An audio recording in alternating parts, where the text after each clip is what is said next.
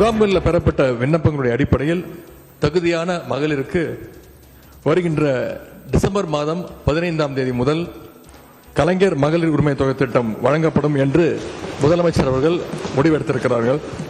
இந்த செய்தியை இந்த மாவட்டத்தின் மூலமாக இங்கே நான் உங்களோடு பகிர்ந்து கொள்ள விரும்புகின்றேன்.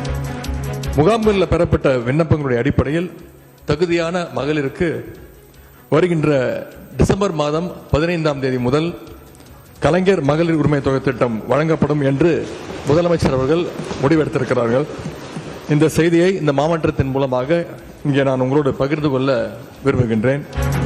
முகாம்களில் பெறப்பட்ட விண்ணப்பங்களுடைய அடிப்படையில் தகுதியான மகளிருக்கு வருகின்ற டிசம்பர் மாதம் 15ஆம் தேதி முதல் கலைஞர் மகளிர் உரிமை தொகை திட்டம் வழங்கப்படும் என்று முதலமைச்சர் அவர்கள் முடிவெடுத்திருக்கிறார்கள். இந்த செய்தியை இந்த மாவட்டத்தின் மூலமாக இங்கே நான் உங்களோடு பகிர்ந்து கொள்ள விரும்புகின்றேன்.